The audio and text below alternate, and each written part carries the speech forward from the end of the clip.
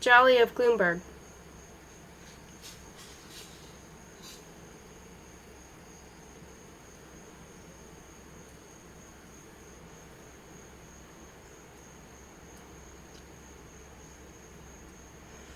What's your name? The mayor was seated behind a plain wooden desk, studying some papers. To judge by the bags under his eyes and his melancholy gaze, there was a Saint Bernard among his ancestors. His fur displayed innumerable folds and bulges, and there was a notch in the center of his massive cranium that suggested he had been hit with an axe in the far distant past. Rumo.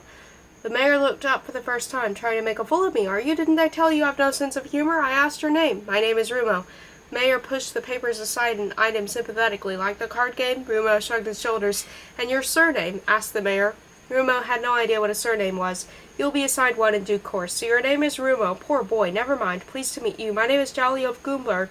You may call me your honor. Rumo nodded.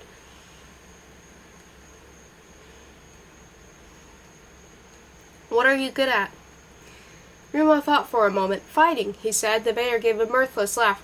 So is everyone else in this place. You might just as well say I'm good at cocking my hind leg.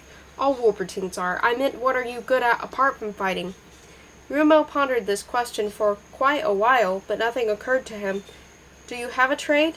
Rumo racked his brains. Was picking up scents a trade? Are you a blacksmith, a carpenter, a compositor? A cook? Rumo shook his head.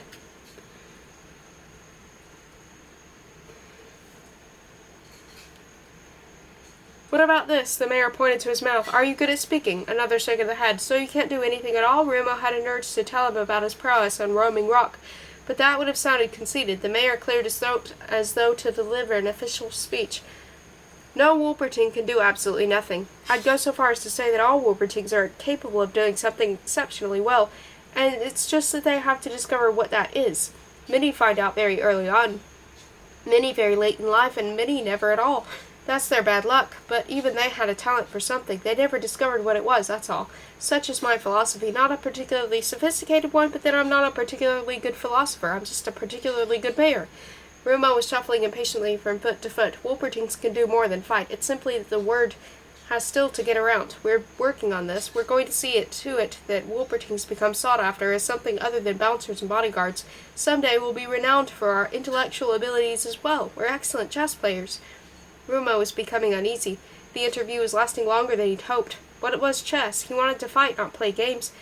What do you intend to do with your life, my boy? Rumo didn't understand the question. What's your aim in life? I'm looking for the silver thread. The mayor cast his eyes up to heaven. So are we all, youngster. But there are a few other things in life. For instance, he stared hard at the tabletop, as if it bore a written record of the meaning of existence. Oh, well, you'll cotton this sooner or later, eh?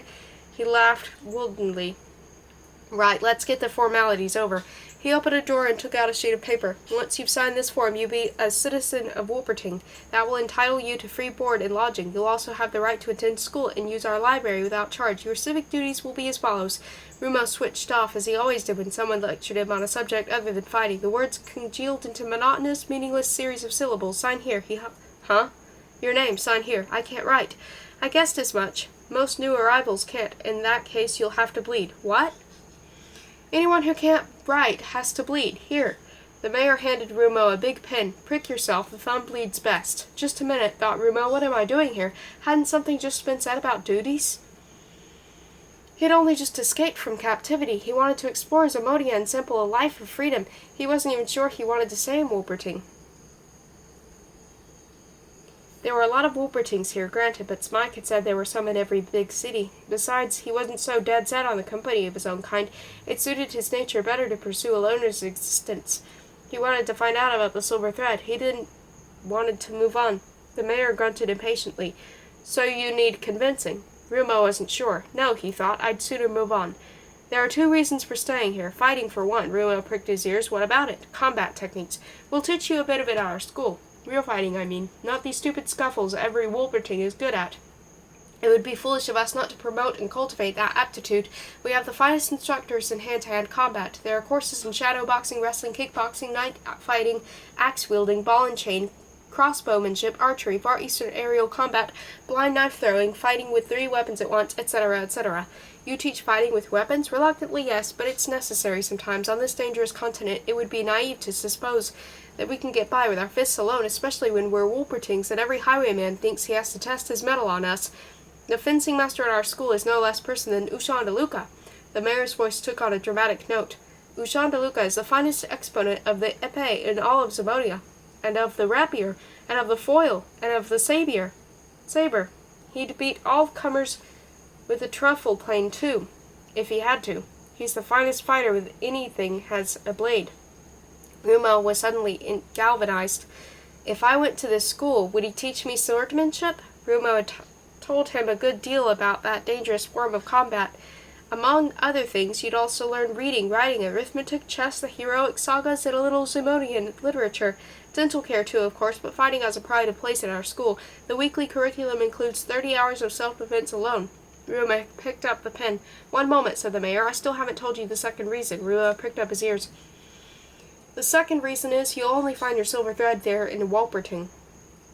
Resolutely, Rumo pricked his thumb and anointed the form with a few drops of blood.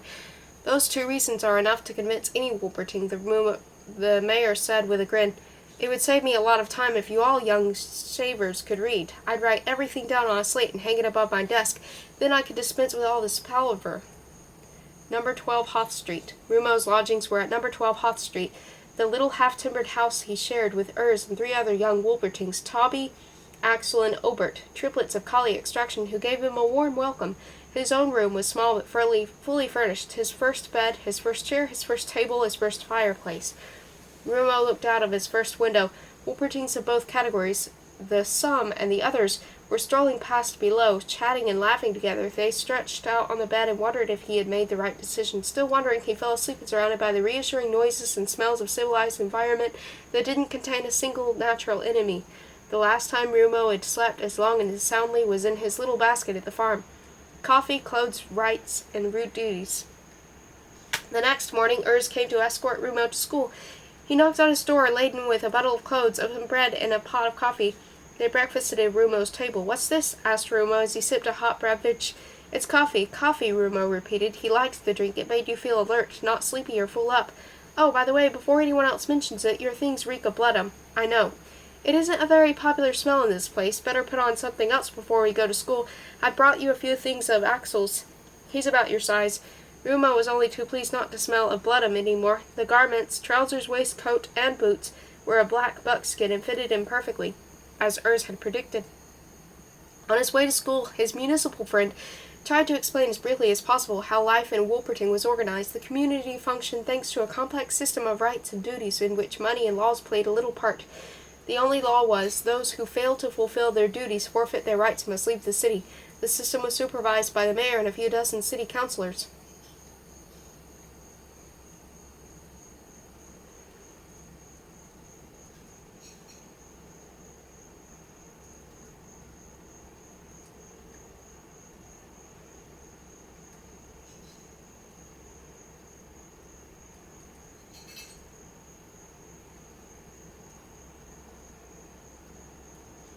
Where is it?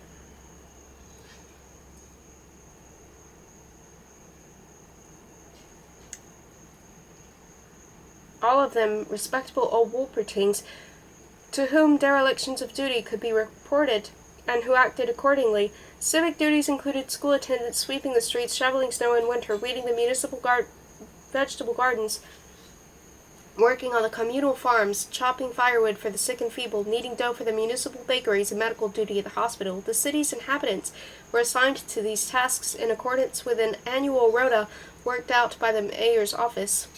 Another duty was to defend Wolperting to the death if some enemy took advantage of the city's hospitality to launch an attack from outside. Not that this had ever happened to date. In return, citizens were entitled to free board and lodging, free schooling, and free use of Wolperting's public library and sports and medical facilities. They also had the right to attend to the big fair held annually just outside the city gates, and were provided with the pocket money for this purpose. The municipal exchequer derived an abundant income from the sale of agricultural products to other cities of the region. You could go to a bakery and collect your daily bread ration free of charge, but you got some funny looks if you tried it twice the same day. Try it a third time and the baker would hurl or shovel at your head. Urs explained all this to Rumo as they walked to school. Rumo thought it sounded like a fair bargain. It entailed hard work and a disciplined way of life, but after all, he would be taught to fight with lethal weapons. For that, he would have landed a whole Wolpertink's refuse collection by himself. That's the fire station.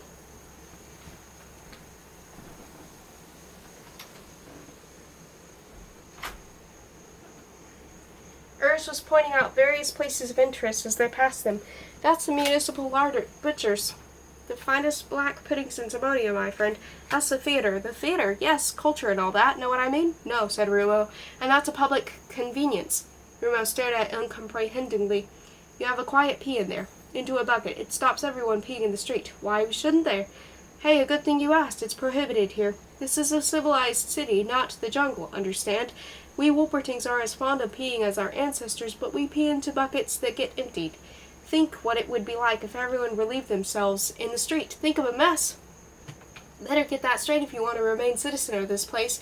Public convenience, Rumo memorized. That's the Black Dome over there.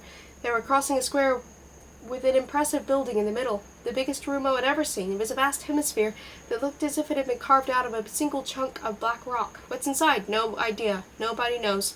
There's no entrance, not even a window. No one ever goes in or comes out. We call it the Black Dome because it's a dome and it's black. That's all we know about it. People have attempted to make a hole in the thing. They broke a few pickaxes and that was that. It may be a monument erected by the former inhabitants or something of the kind. And look, there's another public convenience. Another? Our city has more of them than anywhere else in Zamonia. And here we are at the school. School.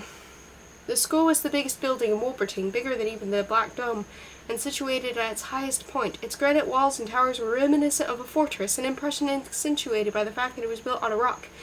It was cool and dark, the labyrinthine passages along which Urs conducted Rumo. They were filled with young Wolpertings who strolled around or stood together in groups talking and laughing. Rumo never guessed at the moment when he entered the classroom that Urs would transform his life completely. He had decided to turn his back on Wolperting instead of going to school. His existence would have followed a different course, a less adventurous and dangerous one, perhaps, but also less happy, for waiting him in this classroom was the object of his long-standing dreams. It contained the thing that spurred him on, the thing whose true nature was still unknown to him. This classroom contained his silver thread. Rumo began surveying the form as a whole. He saw 12 young Wolpertings gazing at him intently from behind their battered, scribbled-on desks. Next, he saw the teacher, a thick-set, rough-haired Wolperting, wearing a monocle and a chalk-smeared sweater, who was standing in front of a blackboard covered with unintelligible signs. Finally, he saw her, Rala. He didn't know, of course, that her name was Rala. He didn't even know Rala know she was a girl, still less what girls actually were, but despite his embarrassing state of ignorance, he instinctively sensed that she was the reason for his long trek to Wolperting. He shut his eyes for a moment, and then he saw it, stronger and brighter than ever before. The silver thread was flowing back and forth between him and her. Rumo opened his eyes again. He reeled sideways and had to cling to the doorpost, or he would have fallen flat on his back, the way he had when he first encountered the demonicals.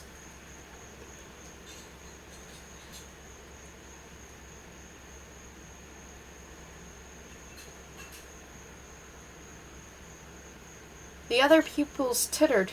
The teacher looked perplexed. Urs swung round. "Come on," he hissed. "Don't run out on me now." Rumo tottered forward and bumped into him, triggering another outburst of hilarity. "Great entrance," whispered Urs. He turned to the teacher and raised his voice. "This is a new boy, sir, officially registered as such by the mayor. I'm his municipal friend. Address number 12, Hoth Street. Pardon the interruption." Then he went out, not before uttering, "Pull yourself together," to Rumo as he passed him. The door slammed, and Rumo was alone with a dozen strangers, half of whom were different. "What's your name?" asked the teacher. Here we go again, thought Rumo. "Rumo," he said. "Like the card game?" Rumo sighed. "Yes, sir." Smirks all around. "Rumo what? Huh? Your surname?" "My surname?" The mayor had mentioned that. Rumo remained tongue-tied. He was starting to sweat. The others giggled. He had never expected to find himself in such an unpleasant situation, in peaceful surroundings populated by his own kind. "We all have surnames here," the teacher explained. "For example, my forename is Hara. I come from the Midgard area, so my full name is Hara of Midgard." The other pupils were whispering together. Rumo debated feverishly. Where did he come from? Hakonia? He couldn't be sure, and besides, Hakonia was a stupid surname. Where else had he been? Roaming Rock? Great! Rumo of Roaming Rock would send everyone into fits of laughter.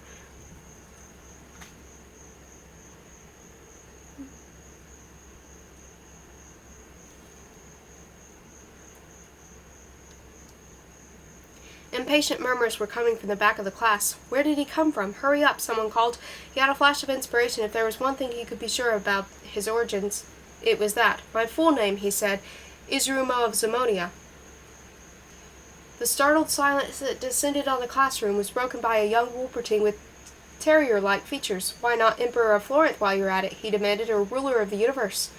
Laughter. That's enough, Rolf, snapped Hara of Midgard. Well, why not? Rumo of Zamonia. It's a nice name.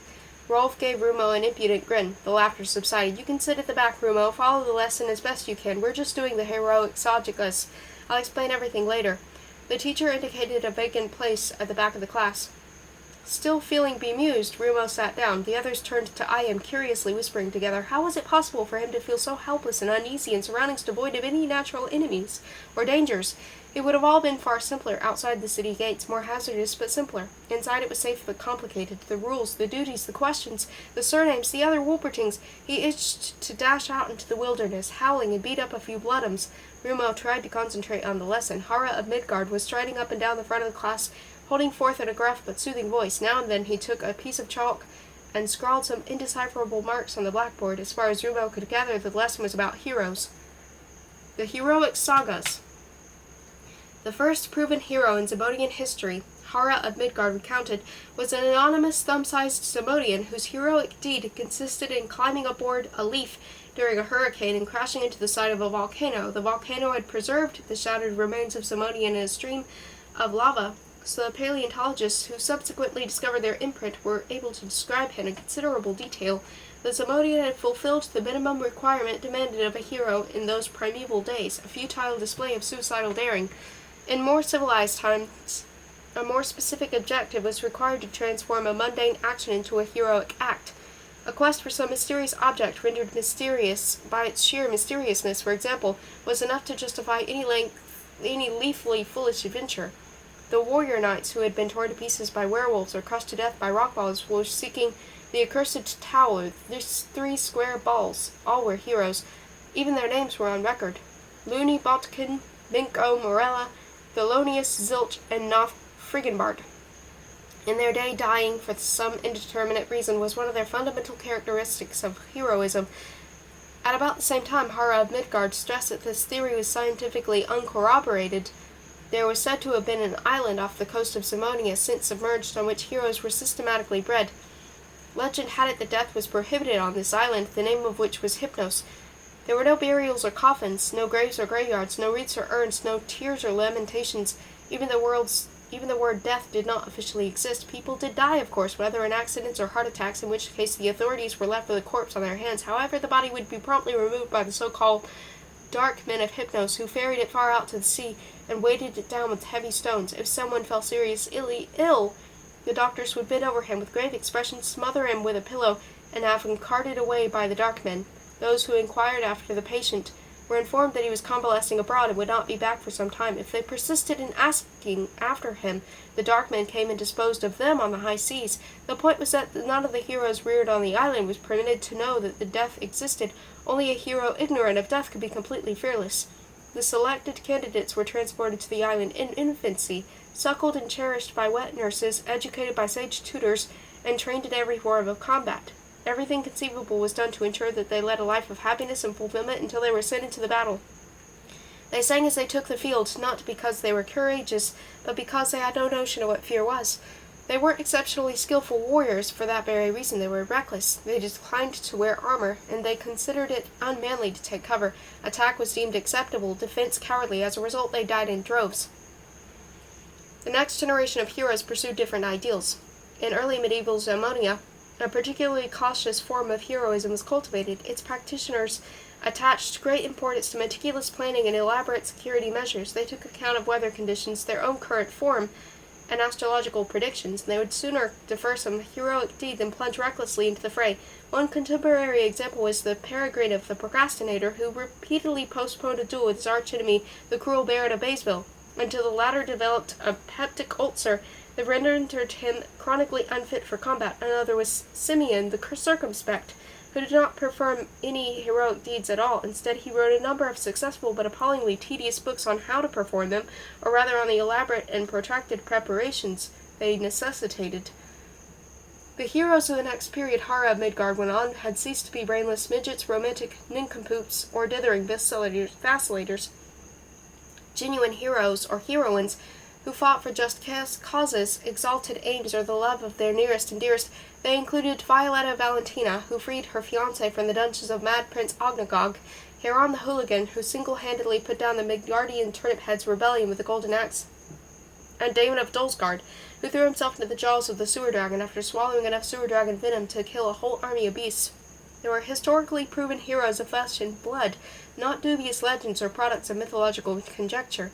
In very recent times, or during the last 200 years, the heroic spectrum had widened yet again. A hero didn't necessarily have to be dead, nor was it essential for his heroic deeds to be performed on the field of battle. They could also involve art, music, literature, medicine, or some branch of science. Hildegard, mythmaker, that tied among Zamonia novelists, Professor Abdullah Nightingale, the brilliant scientist and inventor, Colophonius Regenshine, the legendary book hunter who disappeared into the catacombs of Betaville, and Utter Raptrap, the originator of silent music. Those were the new heroes. The representatives of modern heroism no longer had to wield blood-stained axes.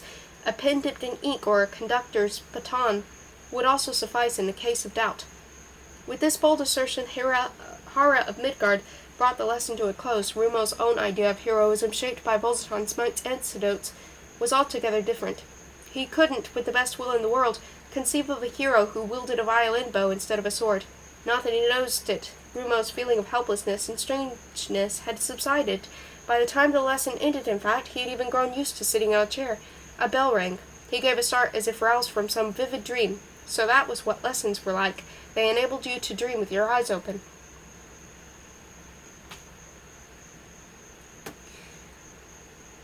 Vasco, Bala, and Olek. Recreation time. Rumo left the classroom with his head awhirl with all the school rules Hara had explained to him. Exercise books and pencils were to be collected from the administration block. He would be given special tuition in reading, writing, and arithmetic. Chess combat techniques were so-called extras, and the timetables were displayed in such and such place. The heroic sagas were an optional subject. There were no exams or homework. Rumo tailed after the other pupils as they streamed out into the big playground. In the middle was a tent where hot coffee, cocoa, and chicken soup were dispensed and apples distributed. Rumo was far too excited to feel hungry. He roamed restlessly around the playground. Little groups of chattering, laughing pupils were standing everywhere, most of them divided into Wolpertings of this category and that. Now and then they engaged in mock battles, chasing one another and exchanging volleys of apples. In one group of different Wolpertings, Rumo spotted Raleigh, quickly turning away because he could feel the blood rush to his head. He lurched backwards in search of a tree to hide behind and tripped. He nearly fell over, but recovered his balance just in time. Then he saw that he tripped over a foot. "Oh, sorry," Rolf said with a grin, withdrawing it. "My mistake." He was standing with his back against the tree, flanked by 3 Wolpertings who weren't in Rumo's form. Rolf tossed a shiny green apple into the air and caught it. Then he indicated each of his companions in turn. "Allow me to make the introductions. Vasco of the Red Forest, Bala of Betaville, Oleg of the Dunes." The trio inclined their heads. Vasco had white fur and menacing, narrow green eyes, like the ice dogs of the north. Bala was a terrier like Rolf, but with brown fur, and Oleg was an Alsatian stock. "And this is Rumo of Zamonia," said Rolf, "the new boy with the guard name. With the grand name." He turned to Rumo. "Whither away so fast, your majesty?" He grinned. "Urgent government business?" Rumo felt the blood rush to his head again. Rolf's gang obediently guffawed at their leader's witticism. Rumo tried feverishly to think of some nonchalant retort, but nothing occurred to him, so he said, "We can fight if you like, huh?" Vasco and Oleg said simultaneously. Bala stepped aside, but Rolf lowered his voice until it was almost inaudible. "You're quick off the mark. Can you fight? How good are your reflexes, Rumo of Zamonia?" Rumo was surprised by the speed at which the apple came hurtling towards him, faster even than the bolts of Cromac Tuma's crossbow. Rolf seemed hardly to move, despite the immense strength he must have exerted. But Rumo still had time to plot the apple's trajectory and coordinate his reactions. He waited until it had nearly reached him, averted his head a fraction to let it sail past, then quick as a flash sank his teeth into it. He grinned at Rolf with the apple in his mouth, then threw back his head and tossed it into the air. One gulp and it disappeared down his throat. He licked his lips. "Phew!" Oleg exclaimed. "He's fast." Rolf blinked nervously. The new boy certainly was fast, but he took care to conceal his astonishment. Still in a low, calm voice, he said, "Sure, that's how wild boar piglets react in the bush." They bolt their food quicker than the eye can see. That's enough, thought Rumo. He's positively asking for it. He now felt almost sorry for Rolf. What came next would happen so fast that they would all believe he was a magician. He didn't intend to hurt the bully too much, just humiliate him by dumping him on his backside before he knew what had hit him. He lunged at lightning speed. When Rolf saw his opponent coming for him, the white fire blazed up briefly in his mind's eye. Having learnt not to let it get the better of him, however, he promptly suppressed it. Rolf's story. Rolf's wild parents had abandoned him and his twin sister in the great forest, where they were captured by a hunter. The latter had sold them to someone who called himself a farmer but wasn't one. The bloodham who acquired the puppies for 2 bottles of home-distilled hooch was really a bandit who dealt in watered-down spirits and disguised his activities by keeping a wretched farm that boasted only 3 animals, an emaciated pig, an emaciated cow, and an emaciated sheep. Rolf was to be his watchdog, Nidug by name. The bloodham knew nothing about wolvertings. He was so drunk he barely noticed their little horns, and mistook the pair for wild dogs of some kind. To instill some respect in his new watchdog, he resorted to a drastic expedient. He changed Rolf up and made him watch while he slowly and deliberately beat his sister to death. Then he dragged her body into the forest as a sacrifice to the deity he believed in, the wild bear god. Nidug put Rolf on a strict diet. Too much food only made an animal dozy and inattentive, kept him shut up in a slatted wooden cage and let in the rain and sometimes snow, great aids to the remaining alert, and gave him a daily thrashing with his leather belt. Invariably blind drunk, he used to beat the puppy until one of them passed out. When Rolf reached adolescence, Nidug was the first surprised and pleased by the thought of owning such a fast-growing beast, which seemed to him become a little more dangerous every day. He was also rather perturbed, however, so he changed Rolf up in the barn. The advantage of this was that Rolf protected from the elements. The disadvantage was that Nidug now came to beat him in any kind of weather. Rolf tested his growing teeth and the wooden beam to which his chain was attached. He bit and gnawed and chewed away without thought of escape, so he was very surprised one day when the staple came away from the gnawed beam and fell into the straw. He still had a chain around his neck, but he was free. Rolf had never yet harmed a living creature until now. He had merely resigned himself to his fate. His undernourished body was covered with cuts and scars. He even had a notch in his ear where the Nidug's belt buckle had dealt him a particularly painful blow, inflicting a wound that bled and suppurated for weeks. Rolf had 2 minds. He could have run off into the forest, but he didn't. He could have sunk into the house and attacked Nidug from behind, but he didn't do that either. He simply lay down in the barn and awaited the usual course of events. At dusk, the barn door burst open and Nidug blundered in with the belt in his fist. That was when Rolf first saw the white fire. A dazzling white sheet of flame blazed up before his eyes, and he genuinely thought the barn had caught fire. Then the blaze subsided and all was still. Nidug had disappeared. Rolf thought at first that he'd run back into the farmhouse or off into the surrounding woods, but then he saw that Nidug was still in the barn. One of the bandit's arms was lying on the ground. The bales of hay and wooden walls were splattered with his blood, and his head had been stuck on a fence post. His legs and his other arm lay scattered around. Looking down at himself, Rolf saw that he was smothered in blood.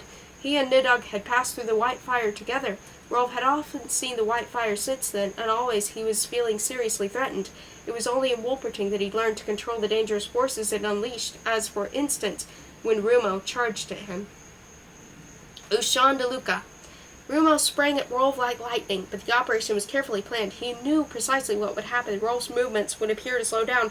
He would dart past his opponent, trip him up, and send him sprawling on his bottom by driving an elbow into his ribs.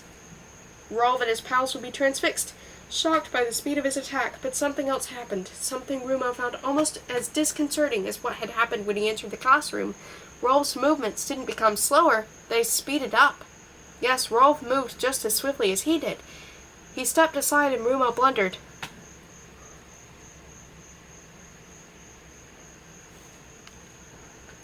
Forward into thin air. Before he knew it, Rolf had seized him by the throat and from behind him was thrown him to the ground.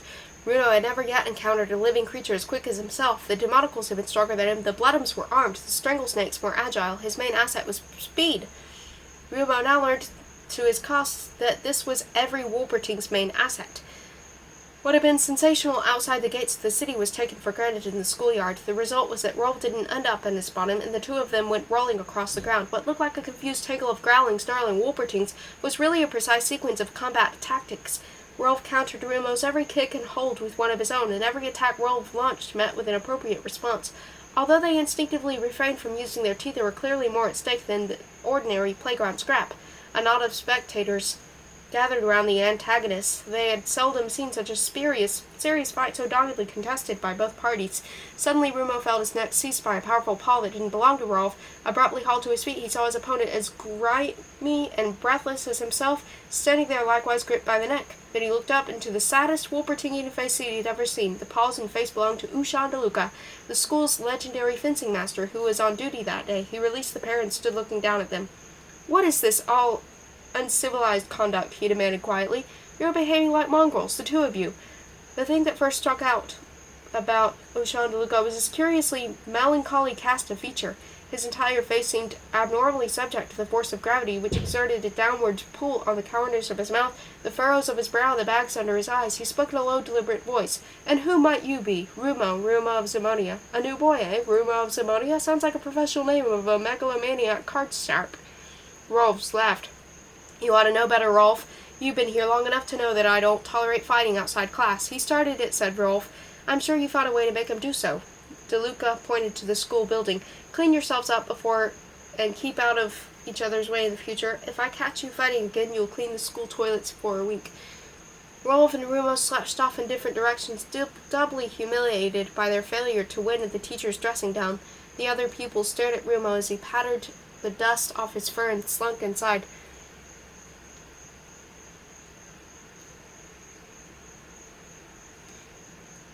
Dental hygiene, maths, and chess. The lessons after break seemed interminable. Tasso of Florence, the Dalmatian with perfect set of teeth, lectured them on dental hygiene and demonstrated how to clean the narrow gaps between the teeth with silken thread. He stressed the importance of dental care in general, and for Wolpertings in particular. The teeth, he kept repeating, are Wolperting's most important tool. Looking after them is our prime duty. Our direst foes are not large wild beasts, but tiny little creatures that make themselves at home in the gaps between our teeth. We have to wage a daily battle against them. Then he drew a cross-section of a typical Wolperting's tooth on the blackboard and explained how the diminutive creatures insinuated themselves between the gum and tooth and did their diabolical work there. Rumo had no difficulty in following the lesson as long as he didn't look in Rolf's direction.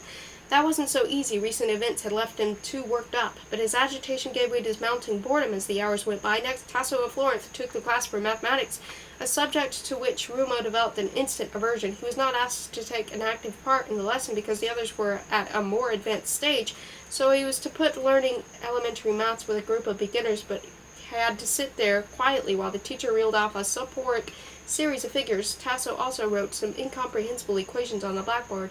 With the aid of those, he grandly asserted, one could calculate the dimensions of the entire universe, something Rumo had absolutely no wish to do.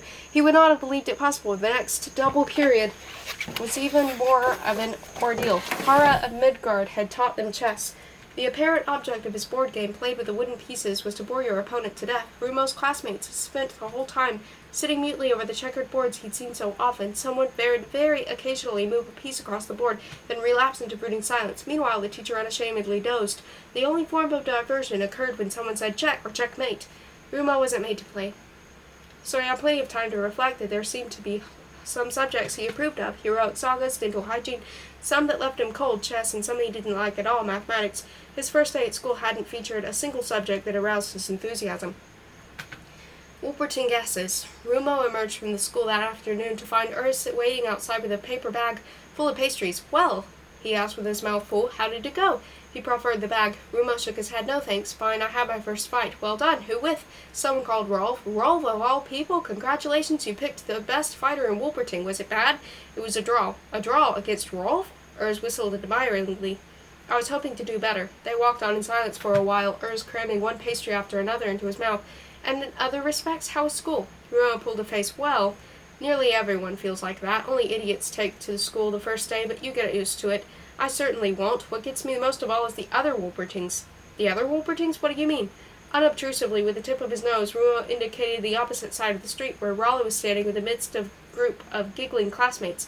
"Them? The girls, you mean? Those are girls?" "Sure they are. The one with the long hair is Raleigh. A regular knockout." "Raleigh," murmured Rumo. Urs looked at him pityingly. "I can't believe it. You honestly don't know what girls are." Rumo didn't know why, but he found the question embarrassing. "They aren't Wolpertings, strictly speaking. They're Wolperting S's." "S's? Well, I'll be," said Urs. "You really don't have a clue, do you?" He laid a paw on Rumo's shoulder and looked deep into his eyes. He lowered his voice. "My poor friend," he said, "I think it's high time I told you about girls, the miracle of life." Rumo lay on his bed fully dressed, listlessly munching on a pastry and reviewing the events of the last few hours. It had been quite a day. His view of the world had been shaken to its foundations more than once. What Ursa told him on the way home was liable to give him a sleepless night. It was incredible. There really were two different kinds of Wolpertines, boys and girls, and that was far from all. Just to complete his bewilderment, Ursa told him that there were two kinds of almost every Zemonian life form, two kinds of Hakonians, two kinds of Bloodums, two kinds of this, two kinds of that. Then he told him about the miracle of life. Beasts somehow did something with flowers, and the result was two different kinds of butterflies or something like that. Girls were very important. They had a scent that drove boys mad, the silver thread that lured them to Wolperting. Every girl could emit that scent, and every boy wanted to follow it to its source, and nobody knew why this was so. Urs also spoke of baby Wolpertings that came from somewhere and where the abandoned forests, but he either couldn't or wouldn't explain that either. Rala, girls, Rolv, the heroic sagas, nasty little creatures lurking between your teeth, chess, arithmetic, the miracle of life. It was definitely too much for Rumo, far too much for one day. He tossed and turned for hours, got up, paced to and fro, lay down again, and listened to the voices in the street. Rala, he thought. Rala, Rala, Rala.